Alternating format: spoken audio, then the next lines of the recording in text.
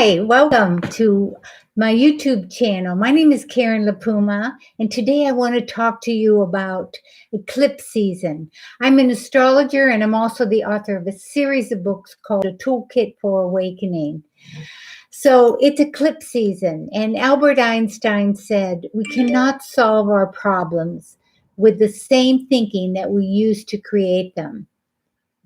What is an eclipse? Eclipses are the interplay of the sun, which is consciousness, and the moon, unconscious, and the nodal axis.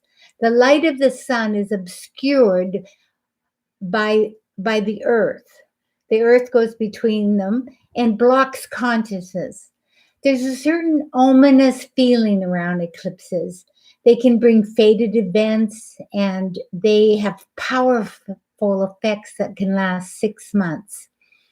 Eclipses give us an opportunity to shut off a part of our awareness.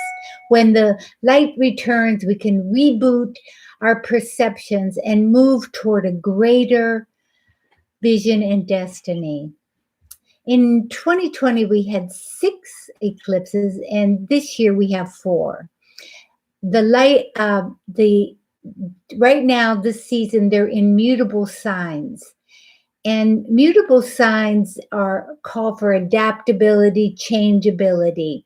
And we have the Gemini Sagittarius polarity, which deals with the disseminating of information. So energy picks up when in mutable signs, which accelerates time. On Wednesday, May 26th, we will experience a total lunar eclipse at 4:13 Pacific Daylight Time. So maybe we have to get up and watch it. This is a super full moon at 5 Sagittarius 25.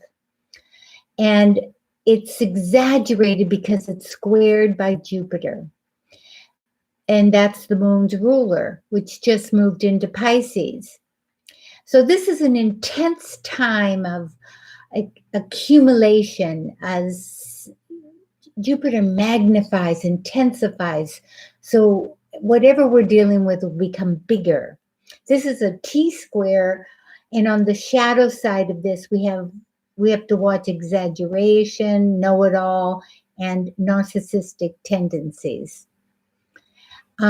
Because this Sagittarius moon is conjunct the South Node, which is the path of the past, we are looking at unconscious and early belief systems that need to be reconstructed.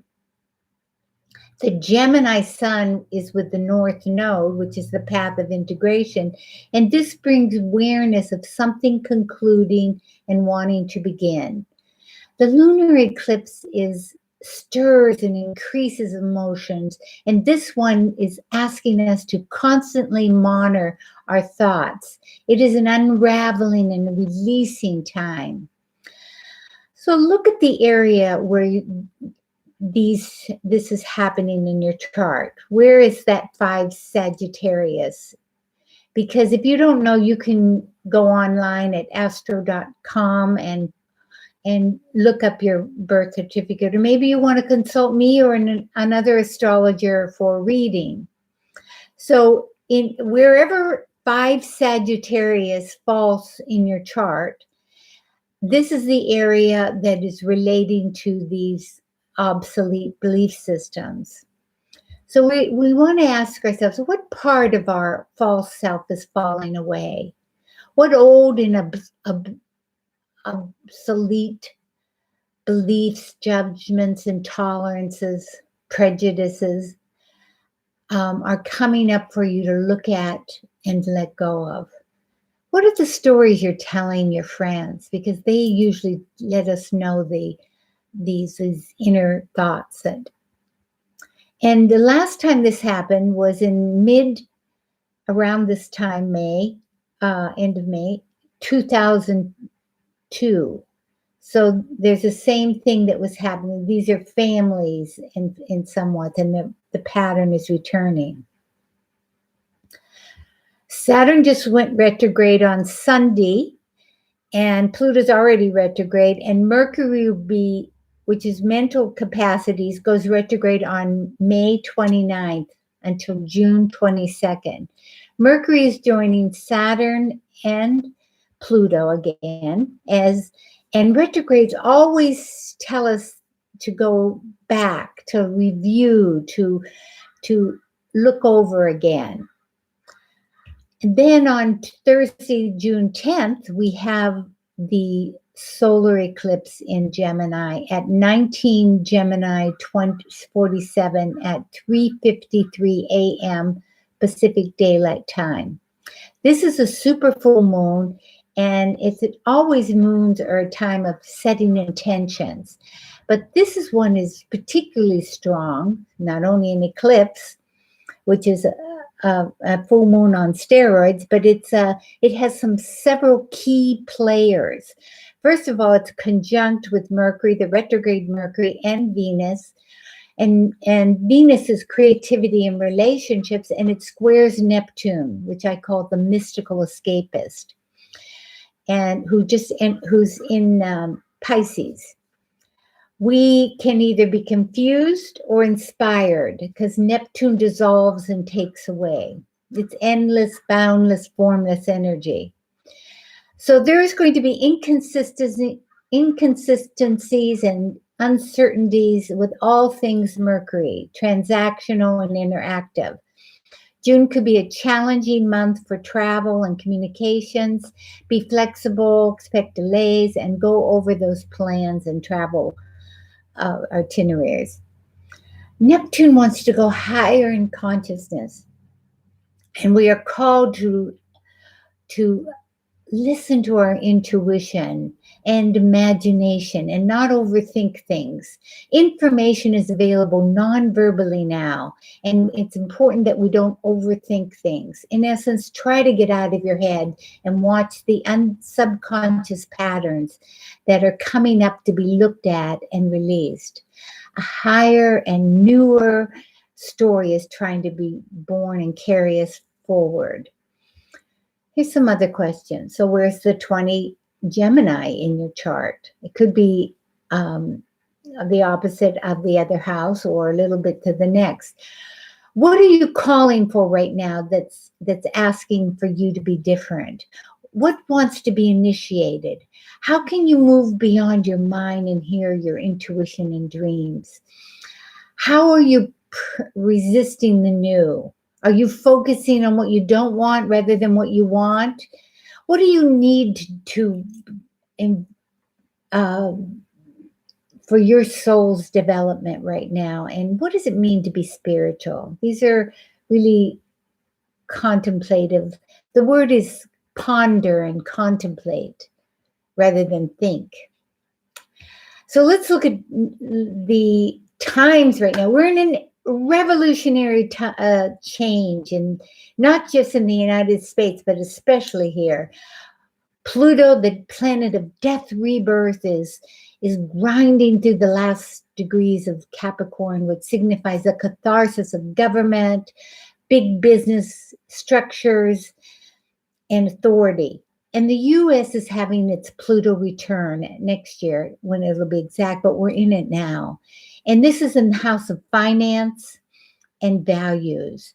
And our debt is an economic reality. And COVID hurt us financially. And we're spending more and more right now to stimulate the economy. As a country and as an individuals, we have to access what is really of value in us, of real value to us, because this transit is going to affect the whole world, and it's the first time we've had it. So the major theme of this 2021 is we've had three times it connects, but it's a square, which are challenging aspects between Saturn in Aquarius and Uranus in Taurus. Now Saturn in Aquarius wants to is it's control, and Uranus wants to be free. So it's a challenge between the old and the new, and controls and and uh, freedom issues, and it causes an internal pressure within us. And revolutionary Uranus is stronger, but our life is being shaken up to release this pressure. I mean, we can't escape the news that's been going on. We're in upheaval and living in a fog of confusion. We have some heavy transit to USA. Neptune, which is this illusion and delusion, is opposing our natal Neptune and squaring our natal Mars. And we're in a divided world, divided country, and neither side can see the other side. And a huge crisis is occurring. Many politicians are perpetuating the big lie and honoring the golden calf of their own power and party. This creates a blind eye to the good of the whole. And we are in the death throes of the old regime as we battle for the soul of our country. Remember, what we focus on increases, and it's important that we don't energize what's collapsing. The absurdities that are happening now has a grand scheme that is helping us change it into a new social order. Each character is here to push us along the path. Whew. What is our role? Our role is to recognize and to the challenge to magnetize our spiritual transformation that is happening by keeping up our spiritual practices. The outer world is a reflection of the inner world. So set your priorities to find peace and unity within yourself. Go into nature and walk and meditate and consciously breathe and become aware of your dreams. Otherwise, we can experience this confusion and delusion. A beautiful question to ask is, how would you act if you knew that the universe totally supported you? This is an important question because the universe, we are in the universe and the universe is in us. It is what June Houston calls a co-arising. When we learn to believe in this, that it's a friendly universe and that everything is to move us on a spiritual path, we are evolving and we can not only become a part of, but an instigator of this new earth. My special request is to first thank you for listening to me, and I ask that you pray for rain. I live in California and we're in a big drought, and I ask that you share this with your friends if you think this message would be interested to them. I wish you a growth producing eclipse season and many blessings. Thank you very much.